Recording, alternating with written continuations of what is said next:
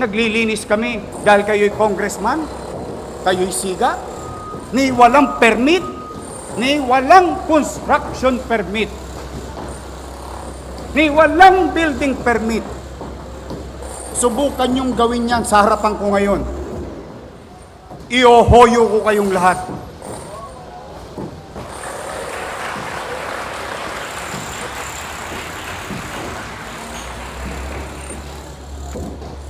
That's what you call technical malversation of public funds.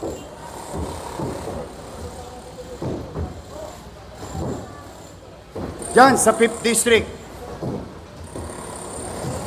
kalsada, gagawa nyo ng building sa gitna? Sisira na ba ulo ninyo?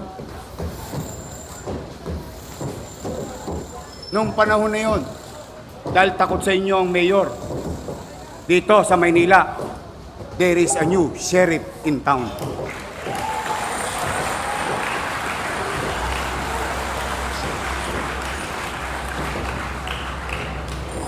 Kaya sa ating kapwa-kawani na naglilingkod sa DPWH, we want progress, we want development, but we put and utilize our resources sa mga bagay na kapaki-pakinabang sa ating kababayan na hindi nakakapamerwisyo ng kapwa at komunidad. Kaya po, muli, panawagan ko yan. Ngayon, halimbawa naman, nagkasubukan tayo. Try me. Ibalandra nyo yung truck ninyo sa kalsada.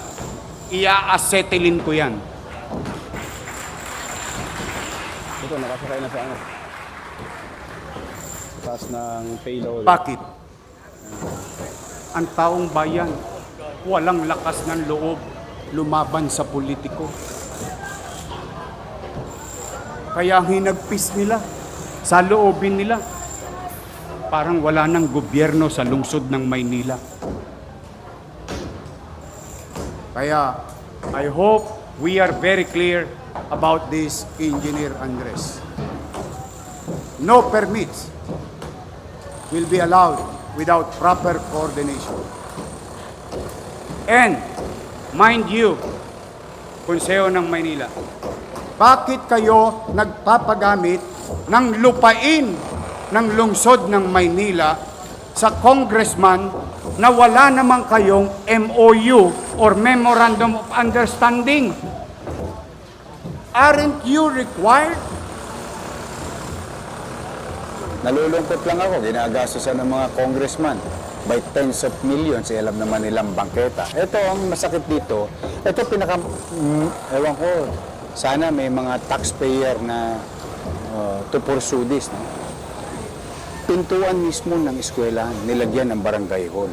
Tapos, hindi lang lagyan barangay hall, tinakpan pa yung buong eskwela. Ayan o, kita mo ka-level ng eskwelahan. Pag chinek mo. Mali po yan. Saka walkway. Bangketa hindi nga madaanan. Alam mo saan dumadaan niya sa gate yung bata? Pag binuksan yung gate, doon sila sa ilalim ng barangay hall. Parang naging kuweba. That will be a lesson. No? Yung mga barangay dyan, magligpit-ligpit na kayo. Tuloy-tuloy na yan. Kanina nga may pinapuntahan tayo. Wala na namang building permit eh. Nagpapagawa ng basketball court, multipurpose building. Katabi easement. Tingnan ninyo. Tingnan natin mga kababayan. Sinisita natin yung mga nakatira sa gilid ng ilog na squatter. Gusto natin palayasin. Dahil easement ng ilog.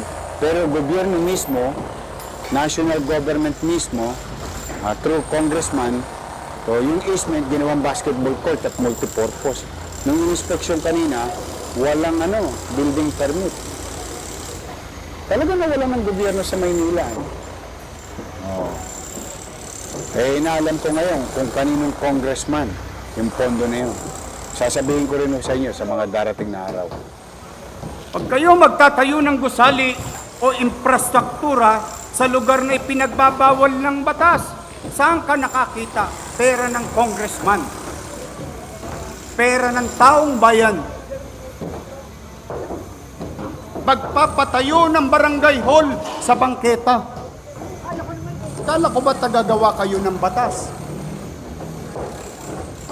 Bakit kayo nagtatayo ng barangay hall at building sa tapat ng eskwelahan?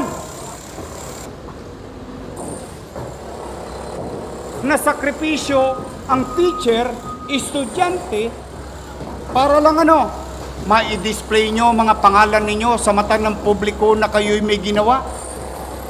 Pero ikinarga ninyo sa bangketa where you know very well roads, alleys, and boulevards and avenues are beyond the commerce of men. To do so, tayo ang tagabantay,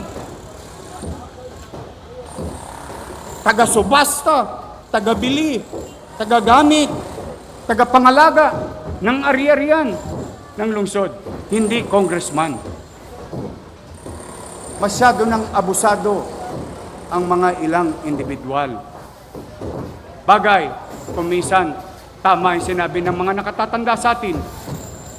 Ang langaw, pag tumuntong sa ibabaw ng kalabaw, ang pakiramdam niya, mas malaki pa siya sa langaw, sa kalabaw. Sa ating mga negosyante, welcome po kayo sa Maynila.